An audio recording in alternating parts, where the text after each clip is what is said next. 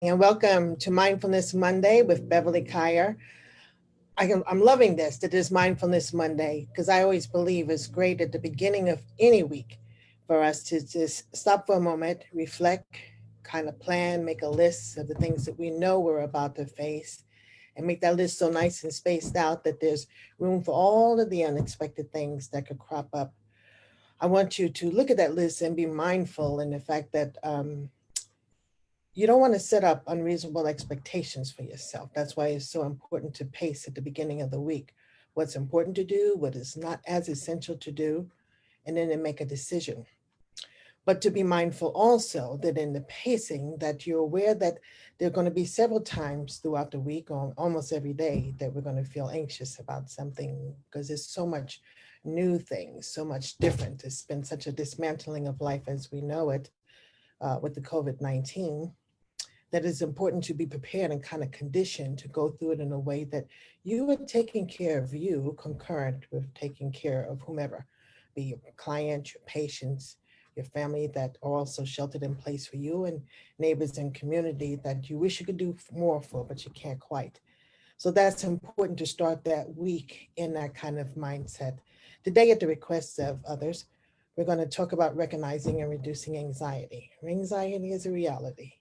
Uh, I'm going to talk about it in a working definition. It talks about a more generalized kind of anxiety. This is where we worry. There's apprehensive expectation of what now, what more, what's the next thing, when is this going to be over? But that kind of builds up and piles up on us. So we want to understand that so we can be mindful always to reduce it or to diminish the intensity of it. Uh, Actually, I want to say this as providers, and most of you are providers of services to people who are in need, and many of us are also caregivers to people in need. I'm talking about people who have uh, um, living in crisis, living in chaos, people who are challenged in their health and their well being, people who have had histories of trauma, traumatic experience in those lives. While we're taking care of that prior to COVID-19, there was a lot of causation for anxiety in our lives as caregivers and providers. Now, with COVID-19 and all of the changes, the multiple complexities, multiple things to be concerned about, uh, uh, uh, um, try to do something about, and doing it in the course of not even knowing what's going to happen next. How long is this going to last? When is this going to be over? What are the safety factors? What are the changes, the shelter in place? All of that is so complex that it's caused an accumulative and a compounded effect on us, on our well-being, and it could easily kick us into an exacerbated state of anxiety and distress. And I cannot leave out the fact that the country is in the midst of such racial tension. That's also another factor that is impacting us significantly. The murders, the loss, the demonstrations, the violence here and there. These are all factors that are causing us to have a higher, more significant level of anxiety. So it is important in my way of thinking to understand how it's manifesting in your life. I don't believe that we could do too much to address anything effectively if we don't understand what's happening and how. So I listed out about 17 or 18 features of how anxiety manifests in our anatomy, our biology, and our neurology. And as I'm going through those, I'm not going to explain them in too much detail because I think they're self-explanatory. I want you to kind of make a note. This is me. This is what I'm experiencing. This is what comes up for me. And if you see about 6 of them, then you know that you're really challenged, and it's time for you to do some serious self-work, self-regulation, self-calming activity for yourself to bring your body back into a state of regulation. And they are as this. There's the motor tension, feeling shaky, uh, the muscle tension can be aches and soreness in different parts of your body. I remember sometimes it's sitting at the desk and I go to turn my head a little bit and I can barely do that. It's so tight in my shoulders and in my neck and the back and the nape of my head. It could be anywhere in your body, but that's one of the things that attacks me the most. There's also many of us experience some restlessness and you just can't keep still, and either your fingers are kind of tapping or your feet are kind of tapping or you can't stay in one place, you need to move. I hear a lot of people saying, I just gotta get out, I gotta get out. But that's a powerful kind of restlessness. And then in that also in the motor, there's a fatigue that could just swipe down on us. And it can come up relatively easily. I could get fatigued, not really even doing anything that would cause a fatigue. I want to distinguish though, there's two kinds of fatigue for us. Obviously, it's the physical one when you're just tired. You're just physically tired. Your body don't want to move. You want to lay down. You want to sit down. You don't really want to move around. That also has prevented me from time to time to exercising when I know I need to exercise. And then that's the physical. There's also something that's called an emotional fatigue or an emotional exhaustion. And I think that that one is maybe even harder to move past, move through when you're emotionally exhausted. Those are the times where you could just, wake up in the morning, feel like I can't even face the day. Or it could cause you to just kind of shut down at any point of the day. You got things to do, tasks to do, the family is asking for something, there's a need, but your emotions are just so overwhelmed that you just can't pull yourself in. But so those are just some of the motor tension aspects of anxiety. Now, I want to talk to you about a little bit about the autonomic or the hyperactivity ways that anxiety manifests. Shortness of breath, shortness of breath. And, sometimes you could be really aware of that, but a lot of times I've been talking to people or walking with people, and they don't even realize that they're not breathing properly. You might see it, but they don't necessarily do it. And I'll just say, would you breathe? Just slow down and breathe. So that's one of the challenges. There's also palpitations of the heart, or it could be an accelerated heart rate. And I felt this many times, like my heart is about to come out of my chest. Um, that could be serious. It maybe it's. I remember somebody saying to me they went to the hospital in that state thinking that they were having a heart attack and was actually disappointed when the doctor, after doing some significant testing, said you're not having a heart attack. This is anxiety. And the person said that they got really angry. He said, because I know what to do. There's a treatment for heart attack, but I don't know what to do with my anxiety. Uh, Understand the frustration of that, the concern about that. But that is concerning. You still want to always go and check. You always want to check and see. Along with that also is dizziness and lightness, lightheadedness.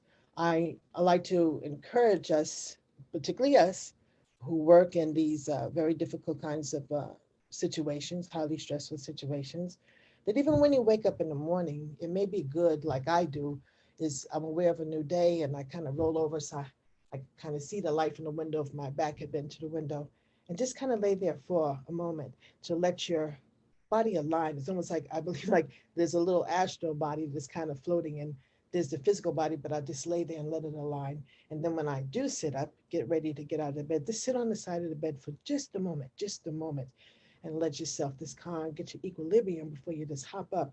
Because you'll notice, I know many of you notice when you kind of fly up and rush to the bathroom to begin your toiletries in preparation for the day, you can get dizzy. Also, hopping out of a chair quickly. But that's a sign of anxiety. We also could get a lump in the throat, or some of us have some difficulty swallowing. That's a sign. We could also have dry mouth when we're really, really anxious. People who don't, for instance, it's an example of people who don't really like public speaking or speaking in a crowd, or maybe you get suddenly very angry at something somebody said or said, and your mouth just kind of gets dry. Um, we can experience sweatiness or clamminess or being cold in your hands or your fingers. That's another indication, a sign. And then there's the digestive issues. Some of people get diarrhea. Many of us will have abdominal distress. That's something that can attack me when I eat. Sometimes I eat too fast when I'm distressed. Um, and I usually like to enjoy my food nice and slow. But I feel really, really bloated in my stomach, really, really tight, really uncomfortable. Even when I lay down, it's like there's something laying and crushing on the stomach. That is something to be concerned about to an extent because digestive problems can really manifest into a lot of other things. Some people can get to experiencing some leaky gut syndrome, but that also is an aspect of anxiety. Um, the other one area is the vigilance and the scanning. These are when we feel keyed up, just so tight, you either are going to explode, you can feel completely on the edge. I want to say this because I talk about this in another one of my trainings. about being in a constant, or let me say chronic state, of hyper alertness, hypervigilance. It kind of fell into the other area, but I want to say that surfaces also, and especially now during COVID-19, because we've seen to find ourselves waiting and anticipating the next piece of unfortunate news or negative news, or there's going to be even more delay. Many people are upset because we were hoping that this thing had slowed down and we could get back to something that we called normal, whatever that was. But the hyper alert, the hyper vigilance of what you're going to hear next. A lot of adults have issues with not being in control. I mean, kids do too, but we like to know what's happening so we could always plan what's happening way out in advance. And that's not necessarily working for us so well. So yeah, that's part of the experience. And the exaggerated startle response is a part of what happens there too. You're in a house, and most of us got family in the house, you got kids, you got spouse, you got partner, you may have mother and father, you're taking care of them. You know they're in the house, but somebody walks up on you and somebody calls out to you and you're jumping. You're so nervous, something just gets triggered and it feels like a threat when it's not a threat. It's just a sudden noise, sudden movement, uh, and then we're happy, we're jumping. Another area is difficulty in concentrating, and this is a biggie. I'm those of you who know me, I'm a neurophysiology wannabe person. I love brain science, and I know that there's parts of the brain that when it's just overwhelmed, over flooded with the stress hormone brought on by anxiety, uh, that our capacity to concentrate is hard, to focus is hard. It becomes, Bruce Perry would say, it gets kind of hijacked. You know, things you know, even you have a little problem with your short-term memory about things like that. You could actually go blank in trying to do something, exercise something, or even say something. This is all part of when anxiety is really, really high. Then there's trouble falling asleep. Hmm.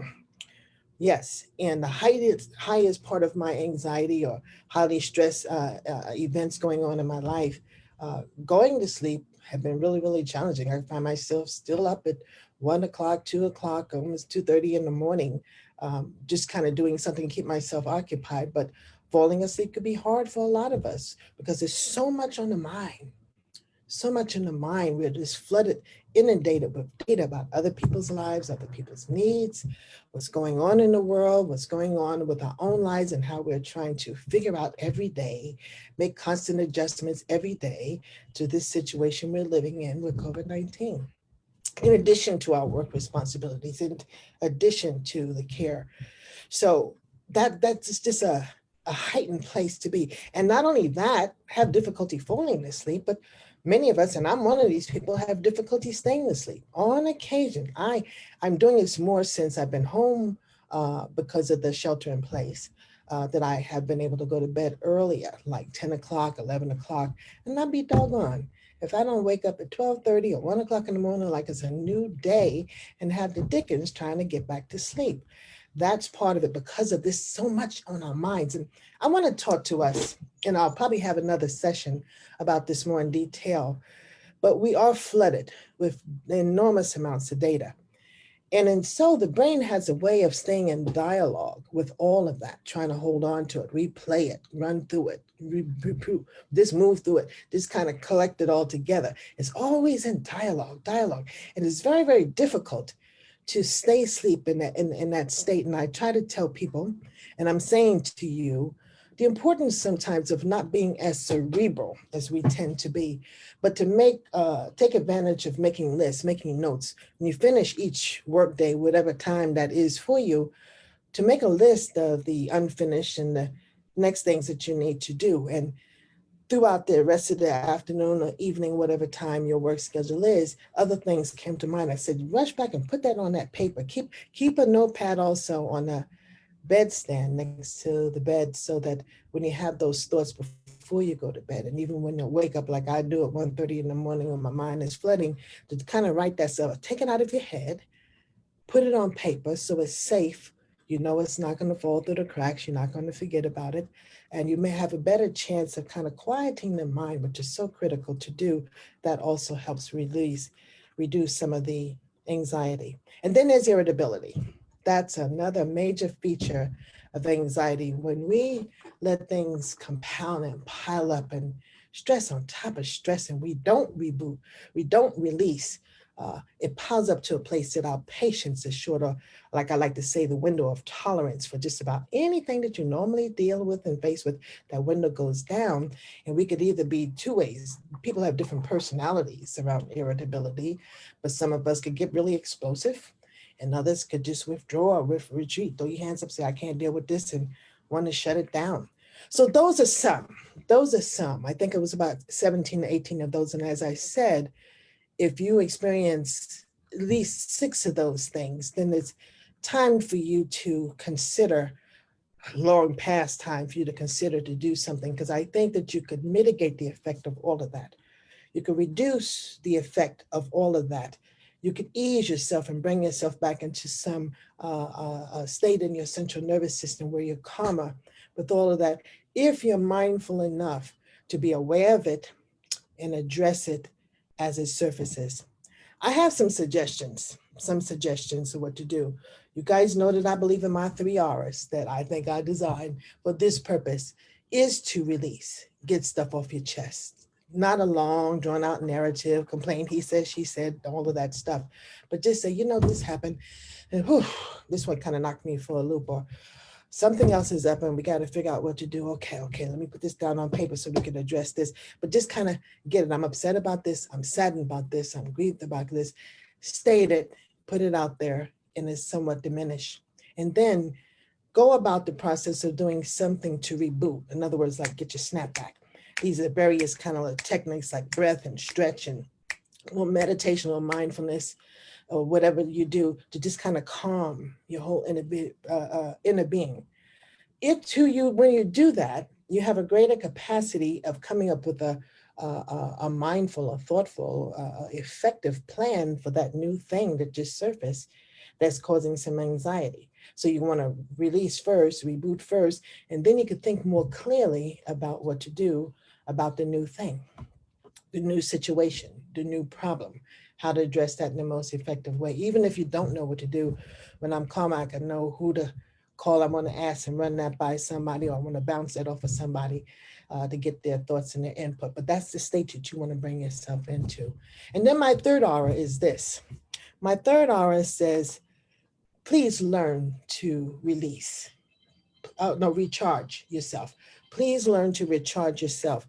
We expend so much of ourselves for the needs of others, and it's just really critical for us to fill, to increase ourselves, and much of the recharge activities are those fun things, those enlightening things, those lifting things that bring joy activities back to your life. You choose and you decide what to do, how to do that. I would like to, because I am so into reducing my own anxiety, that I believe in what I would call self-regulating. Self-regulating. Some people like to call that grounding, but I like to call it self-regulating. So to do that, I would like to, if you will, come along with me. I'd like to take you on a little experience of how to reduce the anxiety in your own body. And so what I want to do is just introduce you to a combination of mindfulness, visualization, and the kind of breath that's so critical. The breath is really, really, really critical for us to do. So I would like you to, if you will, sit on the end of your chair. So basically your butt is on your chair. And then your thighs are kind of free. And your feet are planted in front of you, about a foot apart. And if you're so fortunate as to be on a carpeted floor, it's nice if you could be barefoot so that your feet could just enjoy the caress of that carpet. And then I'd like you to take your arms off the armrests of your chair and lay them gently across your lap, so that your fingers are down between your thighs or your knees. And then I would like you to stretch your body up out of your trunk, like the trunk of your body lifted up out of your hips, your head and your neck lifted up out of your shoulders. And this is an unpleasant stretch, but it's like a string that's pulling you straight up into the air. Just lift. And I'd like you to take a nice deep breath in to the count of 1, 2, 3, and then blow it out completely to a count of 6, 5, 4, 3, 2, 1. Do that again. Inhale, 1, 2, 3. Exhale completely, 6, 5, 4, and let your body sink back in to a comfortable position. No stretch.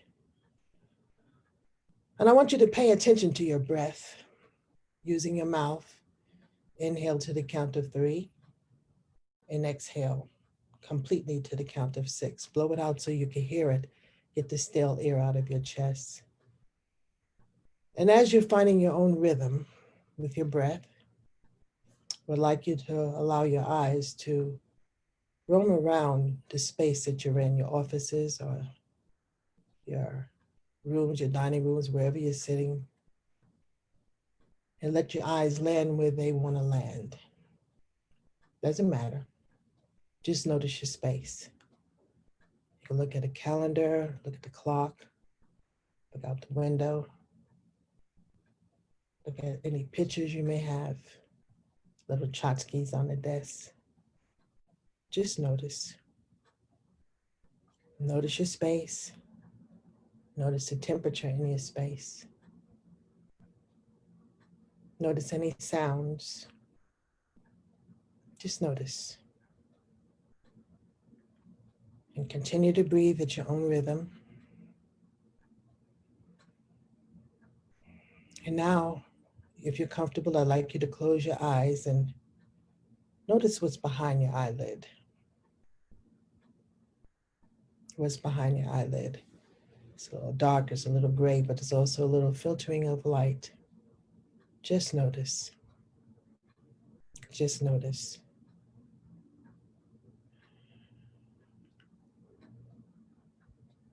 And continue to pay attention to your breath.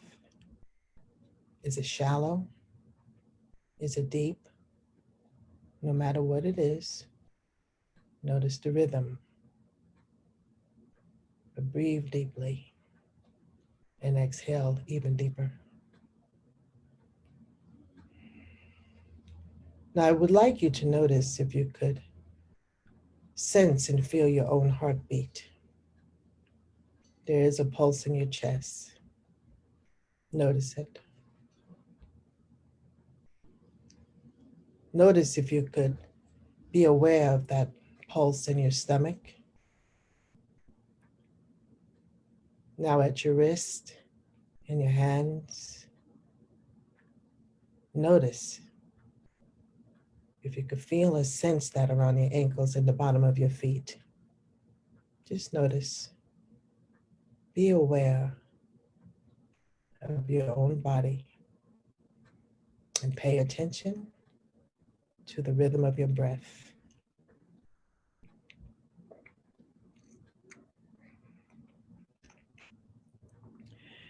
And now, with your mind's eye and all of your senses, I want you to imagine standing on a bank, looking out over a river.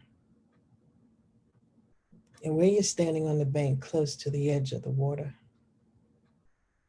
the soil underneath your feet is moist.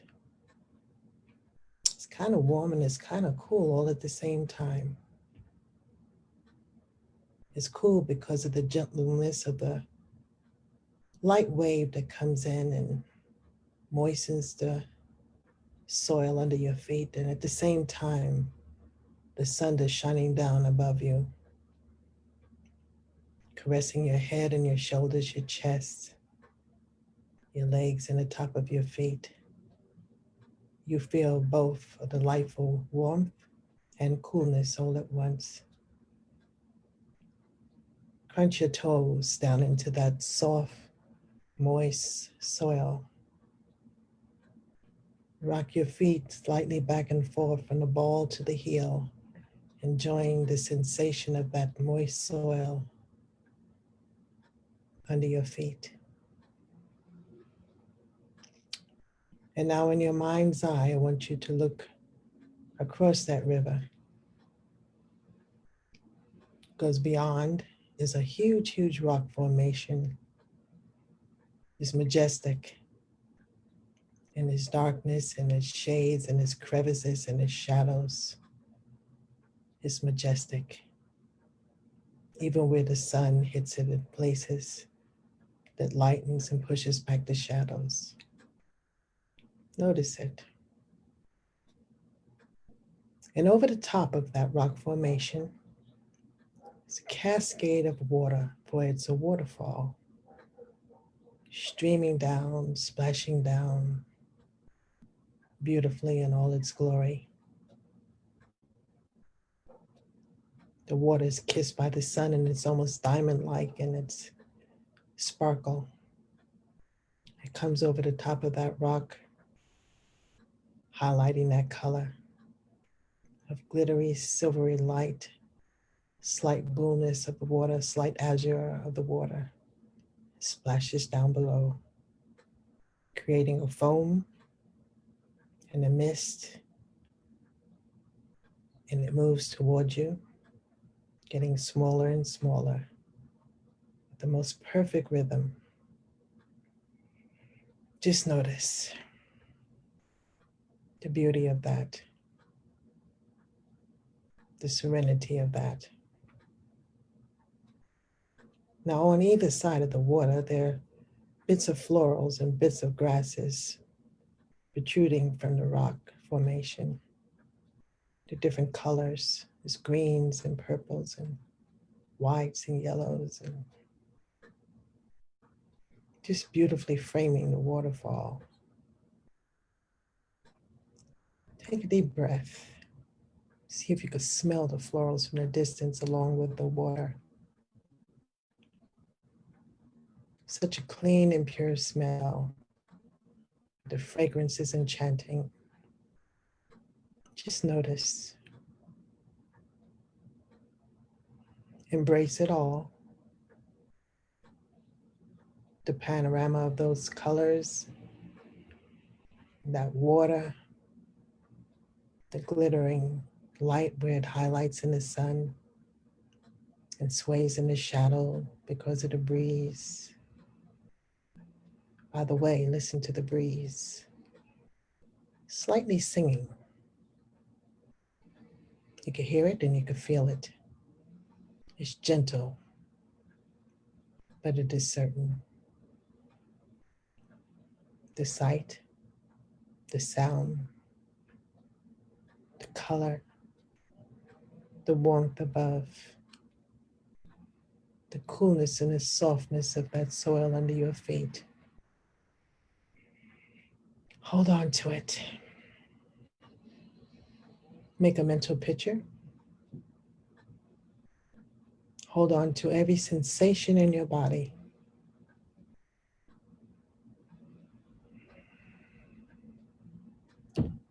And now in just a few seconds, I'm going to ask you to open your eyes, but for now, first I want you to become aware of your room, your office, your space.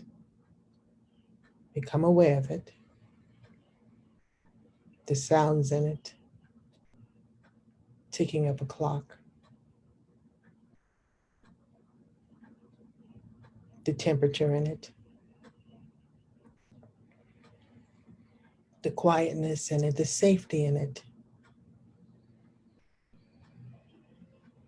You're back in your great space. And now once again, pay attention to yourself, your body, the rhythm of your heart, the pulses at different parts of your body.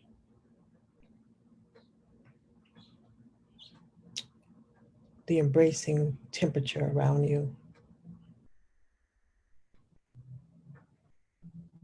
the rhythm of your own breath. Notice what you feel. You're at peace. You're safe. And you're calm. And when you're ready, open your eyes And continue to breathe in the most relaxed way, whatever your lung capacity dictates. And notice how you feel now. Do you feel calm? Do you feel focused? Do you feel clear in your mind, in your thoughts? Do you feel relative peace? I hope so. And I hope this was helpful for you. This in any form, in any order, you could practice throughout the day. I like to begin the day like this sometimes, and I certainly like to end the day, and I like to interrupt the day when things are getting too tough and too tight and too stressful for me. You have control over that. That's your power to do for yourself. And so do it while you stay well. Always be kind to yourself. And I hope to see you all same time next Monday for Mindfulness Monday at 9:30 a.m. Pacific Standard Time. Blessings to you. Bye-bye.